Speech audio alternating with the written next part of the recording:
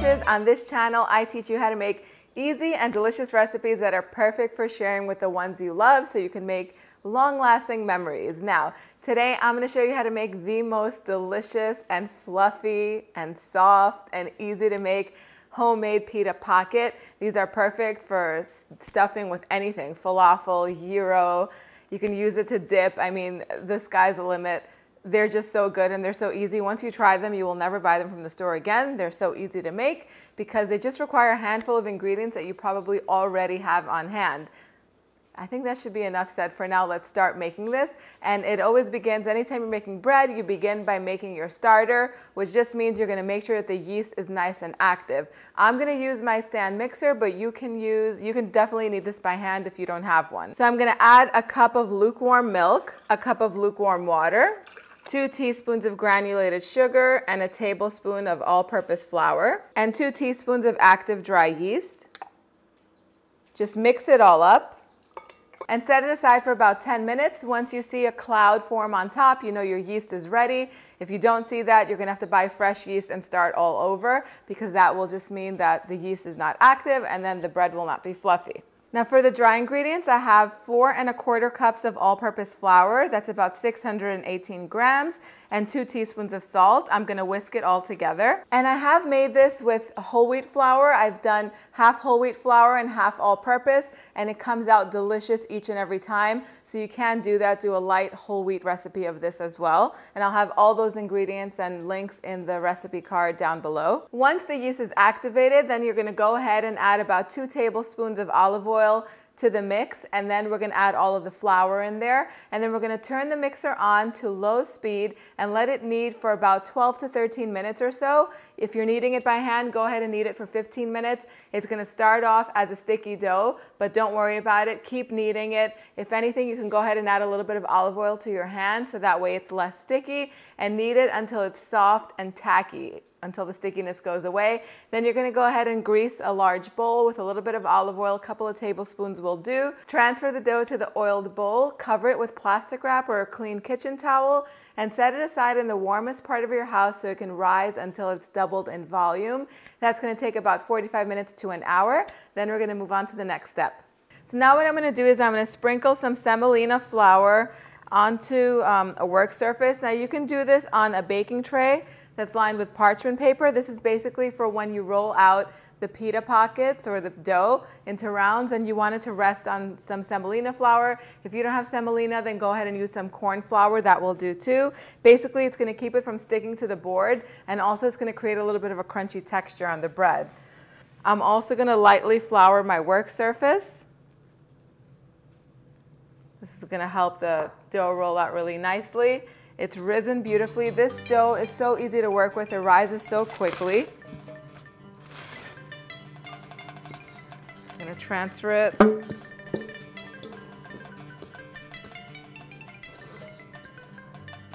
going to transfer it to the work surface, and I'm just going to roll it in the flour a little bit, just so that way it's no longer that sticky. And this makes 10 medium-sized pita pockets, so I'm going to cut it into 10 equal portions.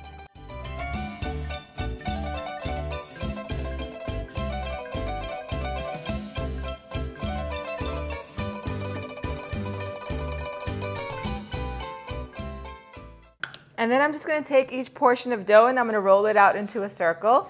So I'm going to move it away from the floured area. And I'm just going to roll it just like this onto the board.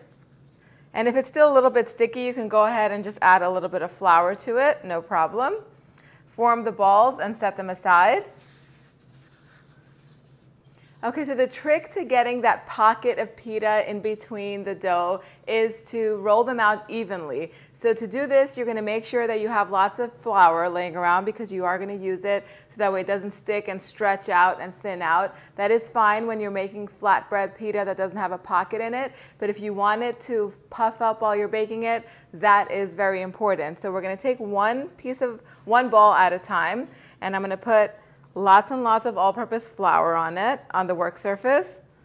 And I'm actually going to use my hands to press it out into a circle.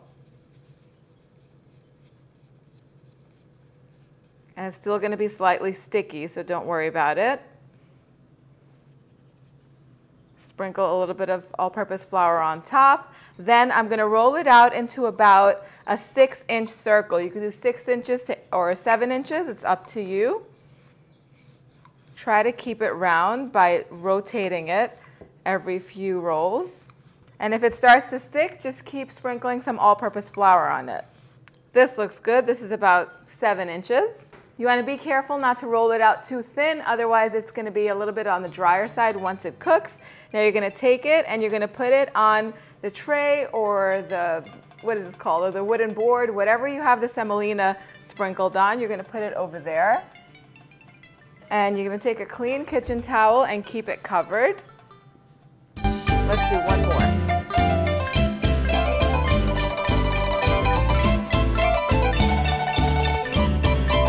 And you can definitely do a better job of separating the balls into equal portions than I did. I mean, I am not a perfectionist, so it's fine with me if some are a little bit smaller and some are a little bit bigger. So if you want to make sure that they're all equal, if you really care about that, then use a kitchen scale and weigh them out. That's going to give you equal pieces. So go ahead and roll them all out into about 6 to 7 inch rounds. Put them on the semolina flour, cover them with a clean kitchen towel, and then let them sit for 30 minutes so that way they can puff up a little bit. And then in the meantime, right before you're about to bake them, we're going to bake them with a cast iron skillet. So have it warming over medium heat. Now that they've rested for 30 minutes, that is a very important step because you do want them to puff up a little bit and it's going to help them bake up to be perfectly soft and beautiful. You can do this 2 ways. You can do this in the oven, which I don't recommend because for many reasons. First of all, the oven does get full of like crumbs and flour and all these things. Second, it can quite possibly feel like your eyelashes are going to burn off, you know, just saying that did happen to me a few times, especially because my oven is on the bottom and every time I open the door and I forget to move my head away, the heat hits me right in the eyes and I a few times thought that I would no longer have any eyelashes. But my favorite way to do this is to cook it on a cast iron skillet. It's very easy. I have a cast iron skillet because it's one of my favorite cooking tools to have on hand. Just heat it over medium heat. You can play with the heat as you're making these. You can raise it a little bit if it's taking a little bit longer for them to puff up, but it's just so easy and they cook. Each one takes about 2 minutes to cook, so you can't beat that. You're going to take one of the pitas at a time and you're going to place it on the skillet. And then after about 20 seconds, you're going to flip it. And you're going to flip it again 20 seconds after that. And then you're going to see that it's going to start puffing up. If the first or second one don't puff up, do not worry about it. It is going to be fine. The more you make these, the easier it's going to get. But if you roll them out thick and you followed all these instructions, they should puff up. So I'm going to go ahead and flip this one. And you see how it's starting to puff up? I mean, this site right here is beautiful. Now you can help it by pressing it a little bit with your spatula to help the steam kind of distribute everywhere. And once the whole thing puffs up, it's ready. I don't know, this thing is just so gratifying. And then you take it off the pan and you put it on a plate and you just let them sit. We're going to continue making these. If by any chance you see that it starts puffing up on one side and then you see it not spreading and steam escaping from another end, then just hold the part that has the steam that's escaping with the spatula to kind of cover that little hole or whatever it is that's causing the heat to escape, and then you'll see that the whole thing will puff up. These are things that'll happen, and as you make them, you'll find all of these tips and tricks, and in no time you'll have the most delicious pita. I'm going to continue making these, and I'm going to show you what they look like as soon as they're done.